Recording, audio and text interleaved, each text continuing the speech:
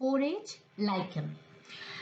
Lichens, apart from having a wide range of use, they are also mostly used as a winter forage food for a variety of animals. That is, from insect to certain birds to the mammals, especially the ungulate mammals and the rodent mammals.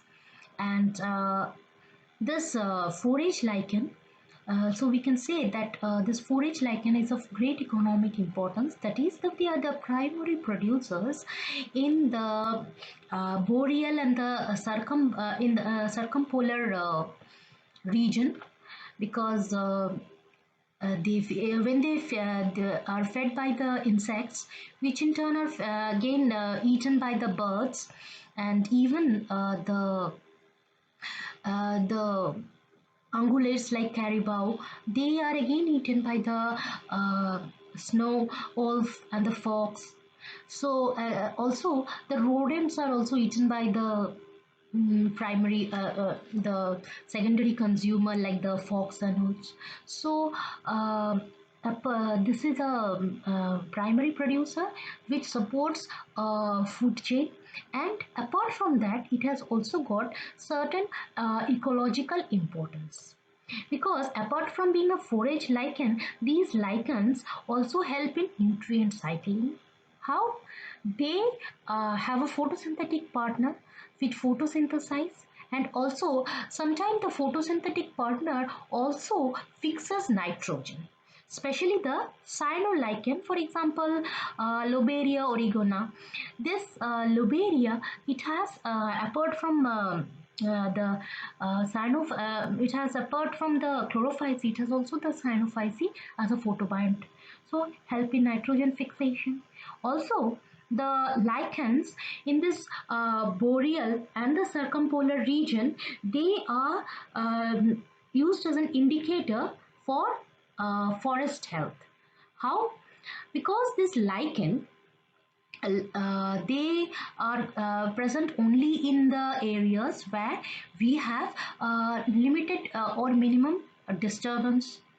So, from the lichen accumulation biomass rate, from the biomass accumulation rate of the lichen, we can easily find out the rate of disturbance. Also, we can find more lichen biomass accumulation in the new forest rather than the old forest, because mostly in the new forest there is less shading, and so there is more photosynthetic rate in the new forests, because there is less shading. So we see that the forage lichen, apart from being a sole source of food during the winter, in the it also is a supports a food chain and help in nitrogen, help in the nutrient cycling of nitrogen, and as a forest health indicator, also it is the indicator of air quality in the area.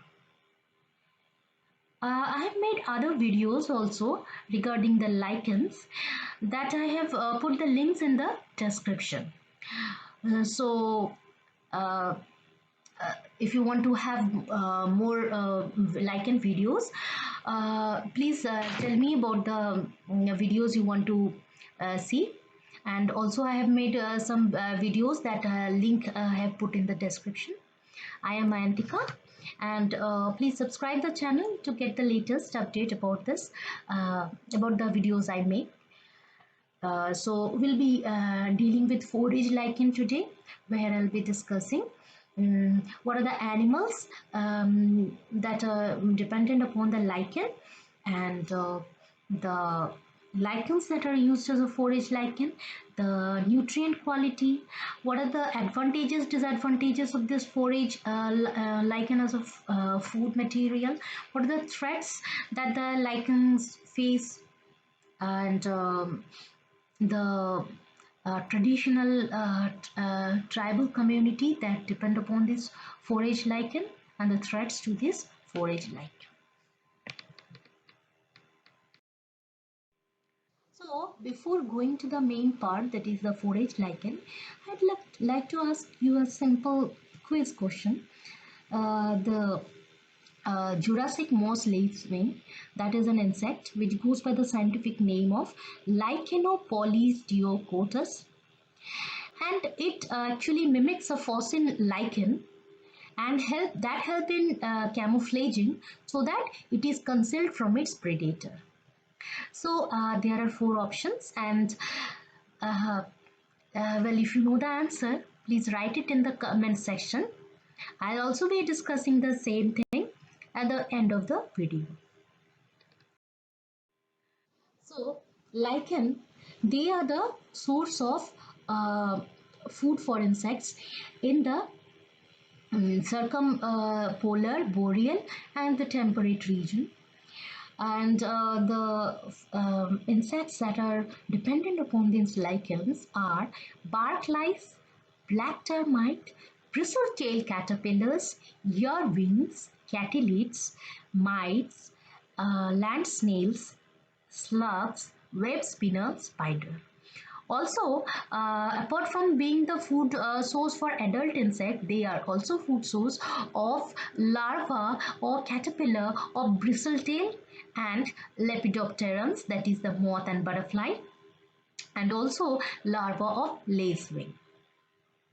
The lichen that are mostly used as a food source for the insects are mostly the crustaceous lichen like Verrucaria and Protoblastania. Apart from that also we can find fructicose as well as foliose lichen. This crustose lichen, Verrucaria, it is belonging to the family Verrucariaceae. This crustose lichen is of cosmopolitan distribution and mostly found in the coastal area. It prefers the coastal area, and it prefers growing in the calcareous rock and the lime soil. Another crustose lichen, Protoblastania, belonging to the Soraceae, is a crustose lichen, and with these lichen is found throughout the temperate region, and this lichen, Protoblastania, it generally prefers carbonate rocks, that is the alkaline rocks. Apart from these two crustose lichen, there are also foliose and fructicose lichen that are used as a food source for insect adult and larva. For example, Parmelia. Parmelia, this is a this is a shield lichen belonging to Parmeliaceae, is a foliose lichen that is used as a caterpillar food in the throughout the year in the temperate forests. Also, certain species like Cladonia stellaris belonging to Cladoniaceae, this is a fructicose lichen. This Cladonia stellaris is also food material for the caterpillars of Lepidopterans. So we see that apart from crustose, we have also fructicose lichen and foliose lichen. Another lichen, that is the Lobelia pulmonaria, or also commonly called the lungwort, and this lichen, it is a food material for the land or air breathing snail and mollusk. And apart from this Lobelia pulmonaria, there are also another lichen which goes by the name of Usnea taylori, that is also eaten by the air breathing snails, especially the Notodiscus hooked. Also, all the Peltigera lichens belonging to the Peltigeraceae, which are foliose lichen mostly, and these are also used as food material for the land snails like Limax and Cantireus aspera. These land snails mainly use Peltigera species for food material. Also, the lichen Xanthoria parietina, which is also an ecological indicator of high pollution, high heavy metal accumulator. This Xanthoria parietina is mainly used as a food material for the snake.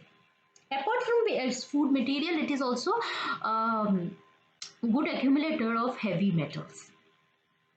So this lichen, they are used as an insect food, which in turn these insects are eaten by the birds, small birds, which in turn are eaten by the bigger birds. So this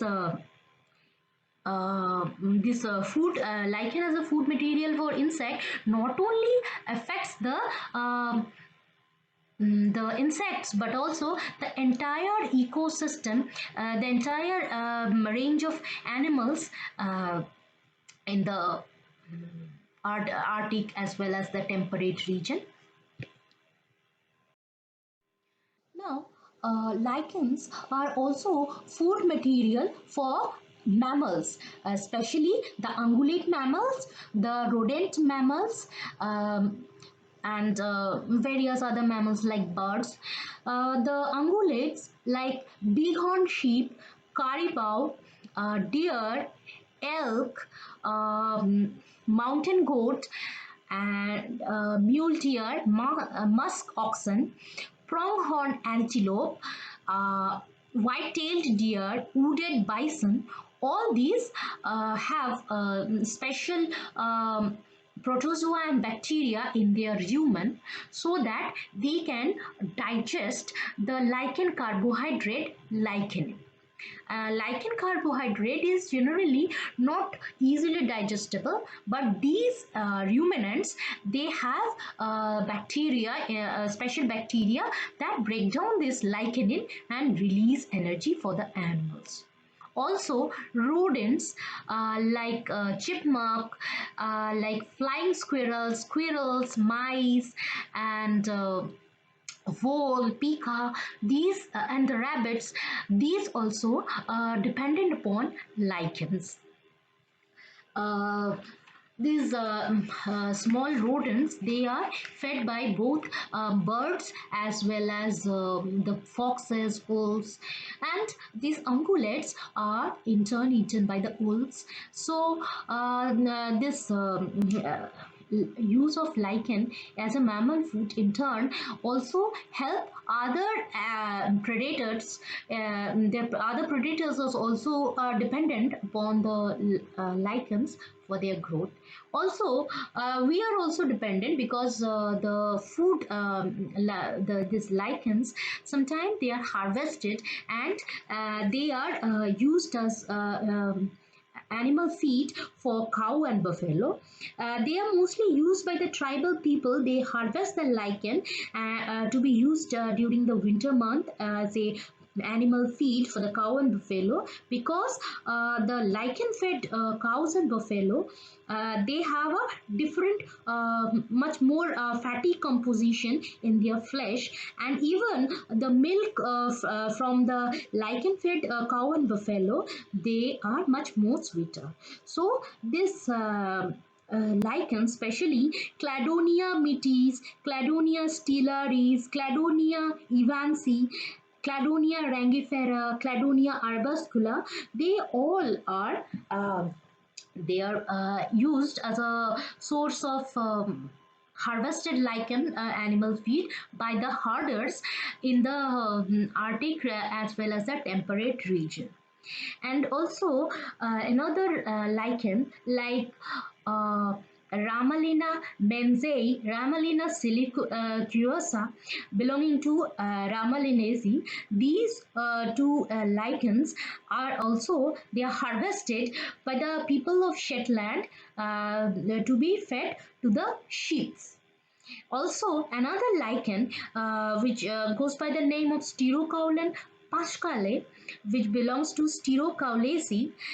This is also harvested, dried, and used for cattle consumption, both cow, buffalo, as well as the sheep.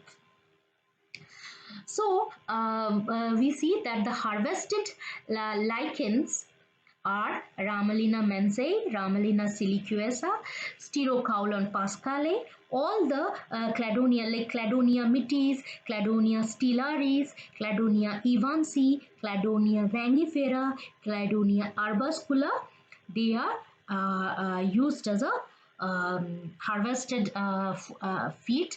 Also, one another lichen Cetraria. Cetraria islantica. It is also harvested for cattle consumption during the winter months by the herders in this temperate region.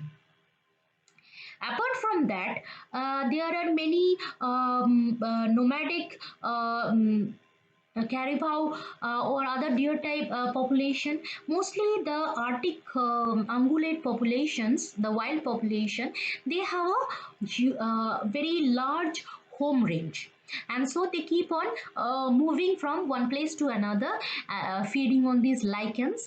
These the ungulates and the rodent mammals, all this, they have a very unique property to smell out the lichens from underneath the snow.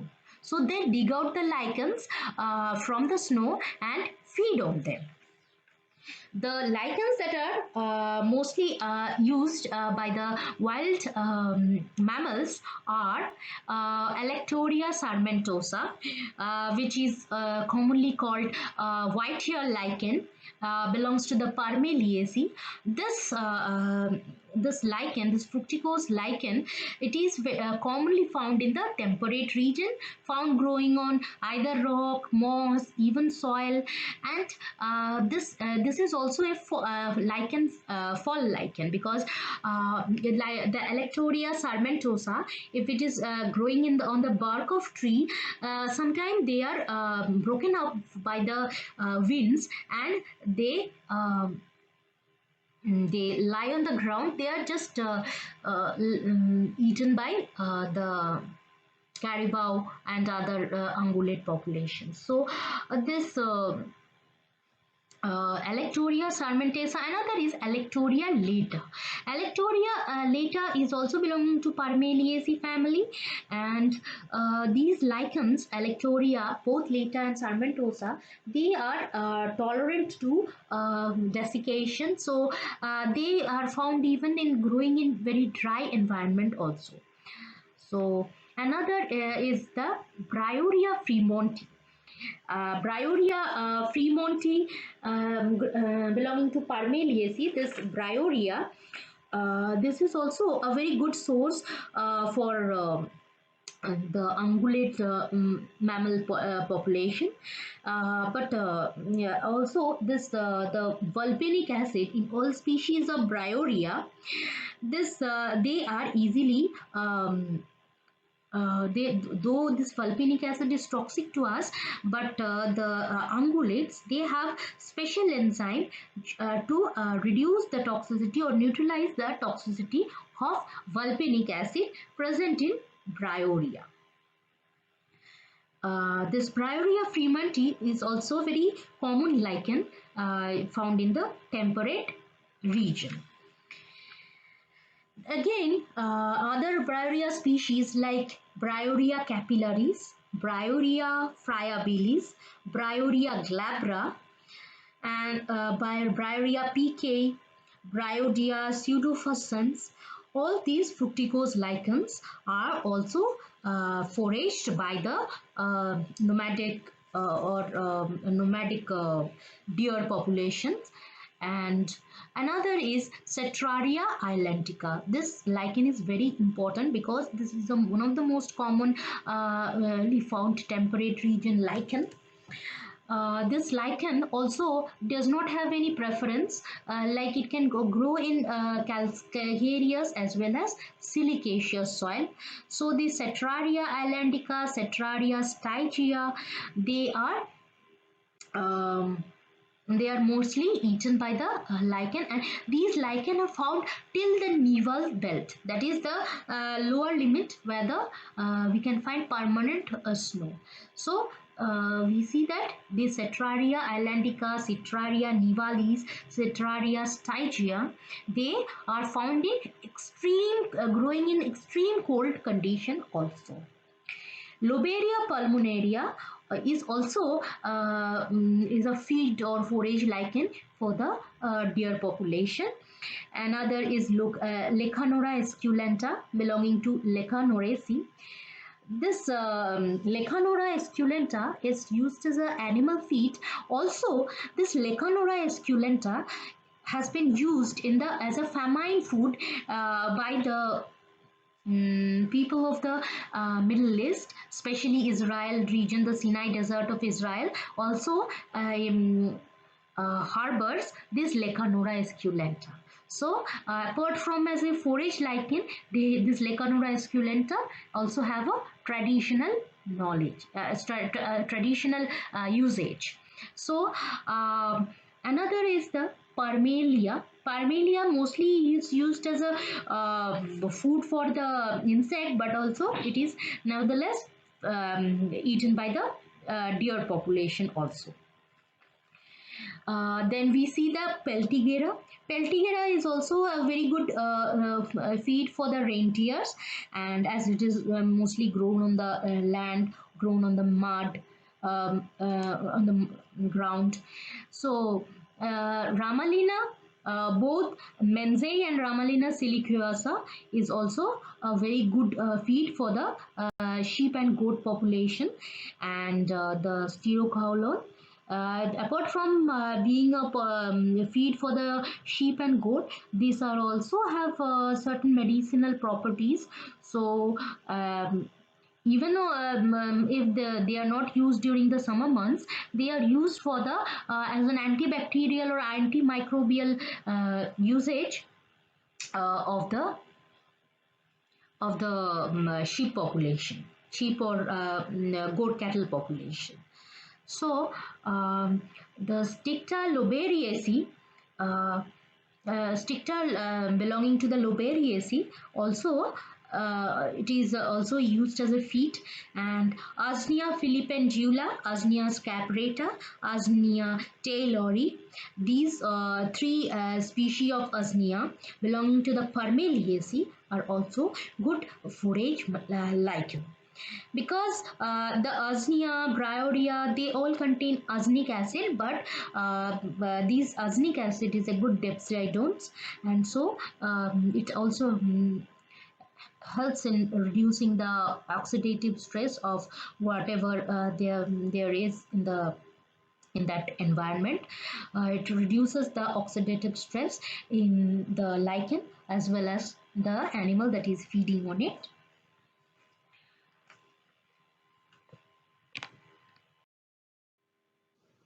The forage of birds.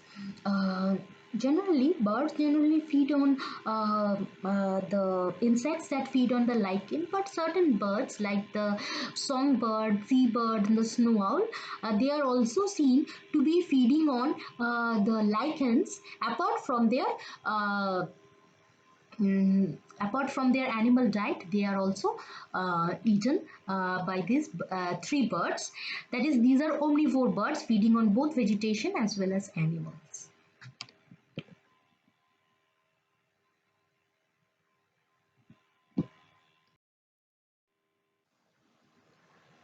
These lichens, they are used as a forage for the cattle population by the tribal people living in the deserts of Libya.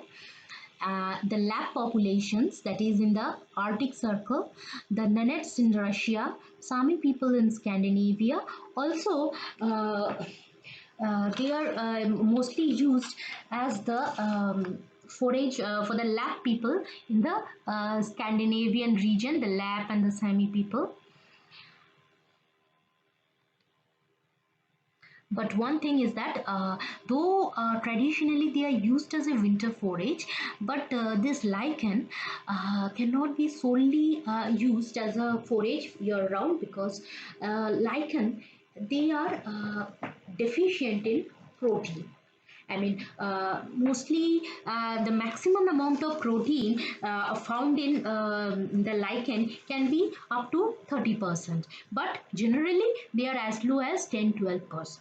And the lion's share of the lichen nutrition is carbohydrate. Also, the lichens are they have much lower fat content than other angiospermic plant. So they are just used as a winter forage when no other source of food is available. But otherwise, during the summer month, we have a wide variety of other evergreen and deciduous shrubs, as well as grasses and the sages that are used as a forage food for the lichens, for the forage food for the cattle population, as well as the wild ungulates and the rodents. So mostly during the summer, evergreen and deciduous trees that are found mostly that are used as a forage food are legumes and the graminoids, the uh, berries of certain uh, shrubs, like especially those shrubs that are not eaten, that the leaves are not eaten by the ungulates as well as the cattle population. Their berries are eaten. Okay. Now, these are the examples of forage lichen. I think I have discussed most of these lichens in the previous videos. So you can just pause the video to read out the names. I'm not reading out the names of these lichens. These are also again name of lichens that are used as forage, winter forage food. Now, threats. These lichens, especially in the circumpolar and the boreal temperate forest, they have many threats. Natural threat is that um, over feeding by the cattle population, trampling of these lichen by the terricolous lichens by the cattle population. Apart from the natural or sources of threat, there are also man-made sources of threat. The anthropogenic sources of threat are the um, global warming due to industrialization, that is threatening these lichen, because most of these lichens, they are found growing in the very moist or even dry but temperate region. So global warming, it will reduce the chance of lichen, because once there is high rise in temperature, this will cause increase in the shrub as well as the tree vegetation in the area. So once there is tree vegetation or even shrubby or herbaceous vegetation, there will be less availability of light for the lichens. So this the abundance of other angiospermic and non-angiospermic plants also will in turn cause reduction in the abundance of the lichens in these areas. Also, these area, the temperate region, whether it is from Alaska or the Canada, Scandinavia, or the Kola Peninsula in the Siberia, these are rich in oil, natural gas, and metals. So we have numerous oil fields. We are having metal smelting mines and power plants also in these area. So these area, they are not only suffering from global warming, but also they have a pollution in their air. Especially the air is rich in heavy metals from the region near the smelting plants. Also, the power plants, they are based on oil, petrochemical, or wood. So the area around the power plant is also badly affected, and the lichen population is found to totally decline and in this area. Also the air pollution caused by these activities, and especially we see the acid rain in the Scandinavian countries like the Sweden, Norway. Due to this acid rain precipitation also, we have a great reduction in the number of lichen species as well as the abundance of these lichens. And these apart from these threats, we should also see that these threats are not just for the lichen, because the lichen are the primary producers in the food chain. So threat to this lichen will also reduce the wildlife, natural wildlife in these region. So we should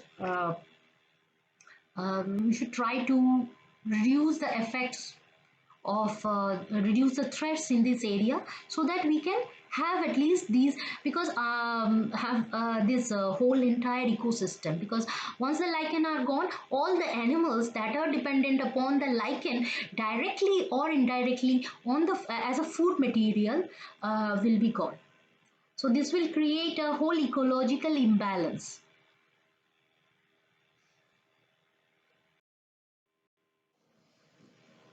So this is the quiz I asked you just before starting the video. This lacewing moth, Lycaenopolysteocotis, it usually mimics this lichen Winfrentia reticulata, the number B option. And this Winfrentia reticulata and Lycaenopolysticotis, they look so similar that this lacewing moth, it camouflages as Winfrentia, so that it is disguised and concealed from the predator. So the answer would be option B, Winfrentia reticulata.